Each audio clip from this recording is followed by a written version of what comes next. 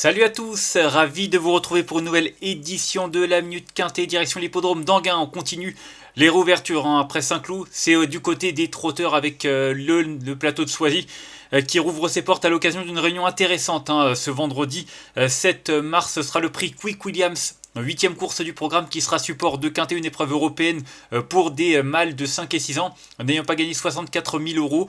Une compétition qui se dispute sur le parcours de vitesse des 2150 mètres de l'anneau de Soisy, 2150 mètres avec l'aide de l'autostart. Une compétition qui est prévue aux alentours de 20h15 et c'est pas un cadeau cette compétition. On ouvre les hostilités avec vraiment une épreuve très ouverte du côté d'Anquin. Plus de la moitié des forces en présence est d'origine étrangère. Voilà, on le sait, la ligne droite est longue, mais c'est vrai que sur un tel parcours, le déroulement de course va clairement faire la différence.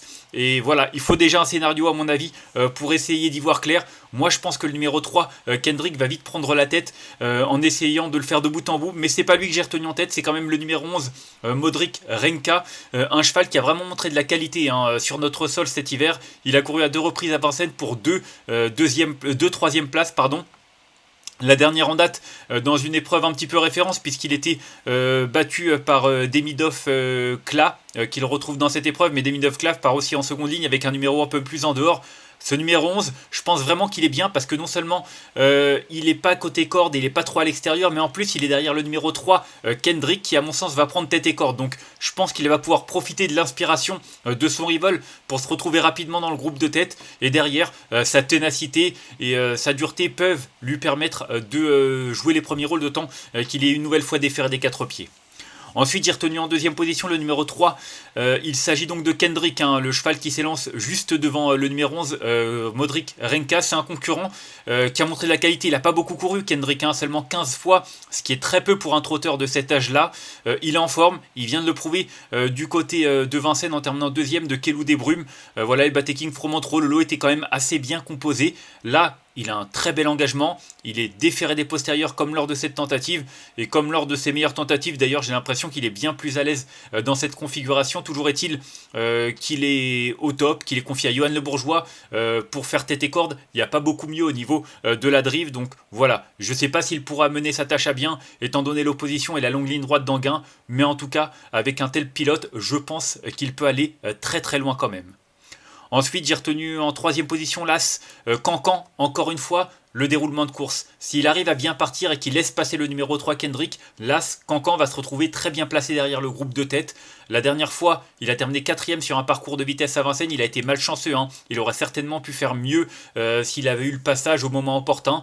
Toujours est-il qu'il est de nouveau associé à Benjamin Rochard, qu'il est non seulement plaqué des antérieurs comme la dernière fois, mais en prime, il est déféré des postérieurs. Une configuration dans laquelle il a fait ses preuves et dans laquelle il a montré de la qualité. Donc attention, son unique sortie à Anguin, 3 sorties à Anguin, pardon, son unique sortie sur le parcours c'était seulement une 7ème place, mais il a montré quand même qu'il était capable de bien faire sur cette piste. Il est dans sa catégorie, voilà, je pense que jugé sur sa dernière sortie, il a le droit lui aussi de prétendre aux premières places.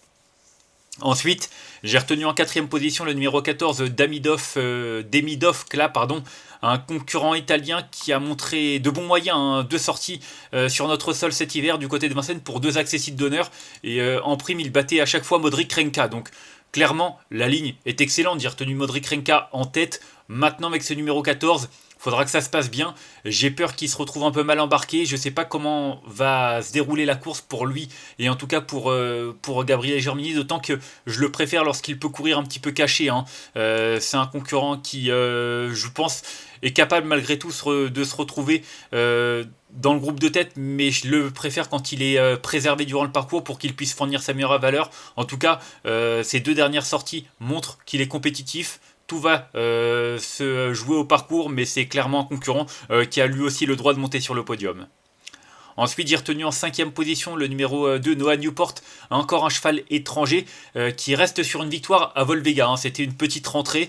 En tout cas, il a de la qualité, il est déjà venu sur notre sol et il a déjà bien fait d'ailleurs sur notre sol, pas plus tard que le 20 septembre 2024 où il terminait 4ème sur 2175 mètres sur la grande piste de Vincennes. Le lot était bien composé, une course C battue par Everytime Winner. Everytime Winner qui a couru groupe 2, je crois.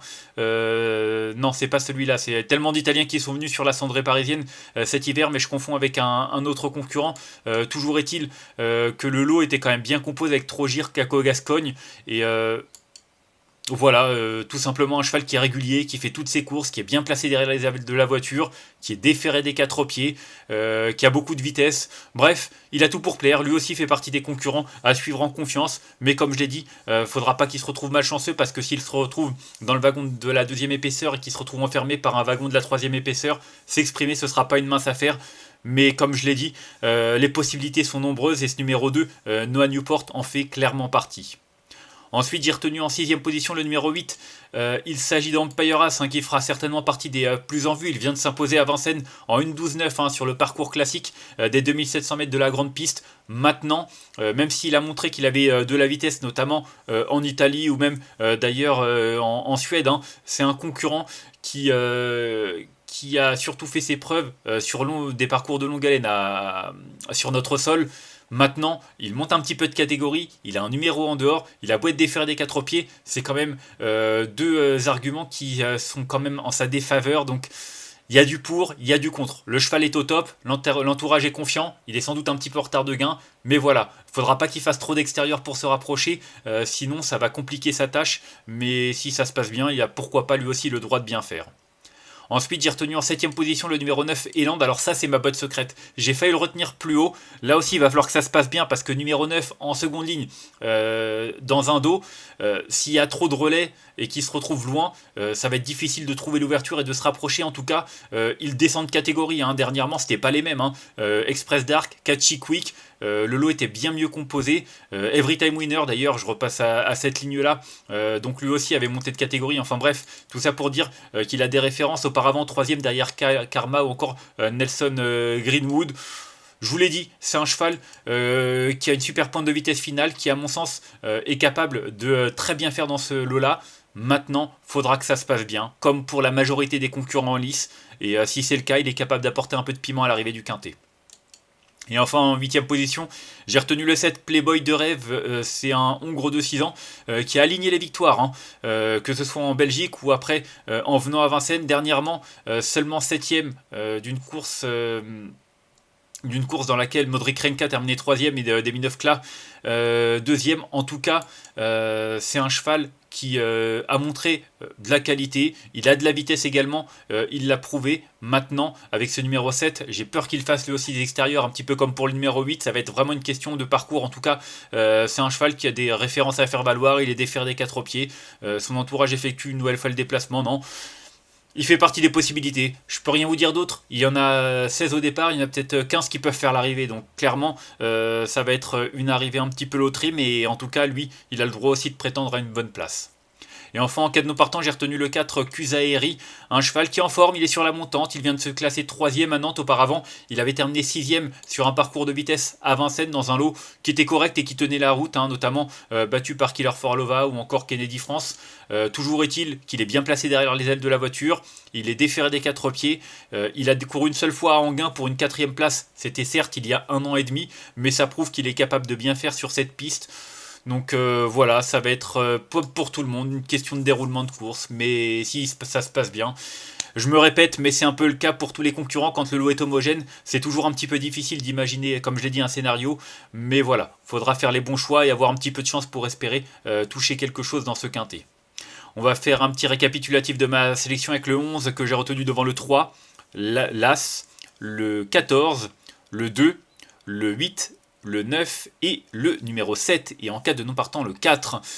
En conseil de jeu, c'est vrai que je pense que 11 et 3, c'est deux bonnes bases. Le 3 va aller en tête. Je ne sais pas s'il pourra conserver une place sur le podium, mais il va tout faire pour y arriver et peut-être même, pourquoi pas, lutter pour la victoire. Le 11, Modric Renga, c'est un cheval de qualité qui est dur à l'effort, qui est maniable, qui est très trotteur et qui s'élance dans le sillage en plus de Kendrick. Donc voilà, 11-3, mes deux préférés. Derrière, Las Cancan, en théorie, si ça se passe bien, lui aussi a largement sa place sur le podium. Il a un bon numéro derrière la voiture. Faut pas se faire enfermer, mais en tout cas, si ça se passe comme dans un rêve, il a lui aussi les moyens de lutter pour les premières places. Donc voilà, 11-3 et As, mes trois préférés, mais comme vous l'aurez compris, on pourrait même tenter d'autres bases que ça pourrait passer. Donc voilà, ça va être vraiment une question d'impression et de chance, je pense principalement.